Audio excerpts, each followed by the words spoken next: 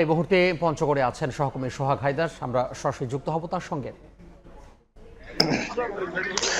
প্রথমে জানিয়ে রাখি যে ভারত থেকে বাংলাদেশে অবৈধভাবে পুশিনের ঘটনায় কিন্তু বিজিবি এবং বিএসএফ এর মুখোমুখি অবস্থান আমরা লক্ষ্য করছি।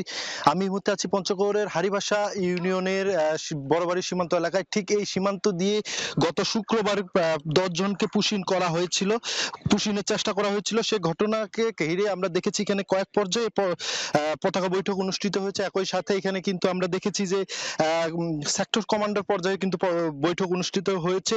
সেই বৈঠকে কিন্তু বারবারই জানানো হয়েছে যে যাদের পুশিন করার চেষ্টা করা হয়েছে তাদের যেন ভারতে ফেরত নেওয়া হয়, এরকম একটি বিষয় আমাদের বিজিবির পক্ষ থেকে জানানো হয়েছে। তবে বিজিবির অবস্থানের মাঝে আমরা আজকে দুপুর নাগাদ দেখেছি যে বিএসএফ দুপুর 12টার পরে কিন্তু হঠাৎ করে এসে যে সকল নাগরিক কে পুশিনের চেষ্টা করা হয়েছিল তাদের হুট জিরো লাইন থেকে তুলে বাংলাদেশের অভ্যন্তরে ঠেলে দেওয়ার চেষ্টা করে। ঠিক সে সময় কিন্তু আমরা দেখেছি এখানে একটা উত্তপ্ত পরিবেশ। বিজিবি তাৎক্ষণিক দায়িত্বরত বিজিবি কর্মকর্তা বা যারা দায়িত্বরত সদস্য রয়েছে তারা কিন্তু বাধা প্রদান করেন এবং এখানে কিন্তু একটা উত্তপ্ত পরিবেশ দেখেছি। এরপর কিন্তু আমরা দেখেছি বিজিবিদের বাধার কারণে কিন্তু তারা বিএসএফরা কিন্তু এখান থেকে পিছু হাঁটে। এখন এই মুহূর্তে আমরা দেখছি যে ভারতের অভ্যন্তরে যারা বিএসএফ সদস্য রয়েছে তারা কিন্তু দাঁড়িয়ে রয়েছে, অপর পাশে বাংলাদেশের অভ্যন্তরে বিজিবি সদস্য যারা রয়েছে তারা দাঁড়িয়ে রয়েছে, একে অপরের উপর চোখে চোখ রেখে কিন্তু দাঁড়িয়ে রয়েছে এবং এখানে একটা থমথমে পরিবেশ আমরা লক্ষ্য করছি। একই সাথে মাঝখানে দেখছি যে ভারতের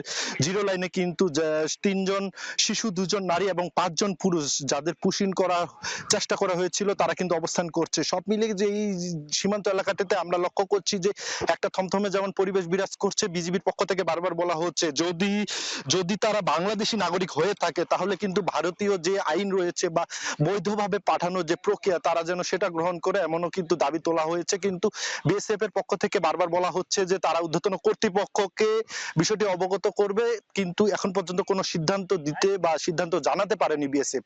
এ ছিল আমার কাছে পঞ্চগড়ের বড়বাড়ি সীমান্ত থেকে পুশিনের ঘটনার সর্বশেষ খবর। সহকর্মী সোহাগ হায়দার যুক্ত হয়েছিলেন পঞ্চগড় থেকে।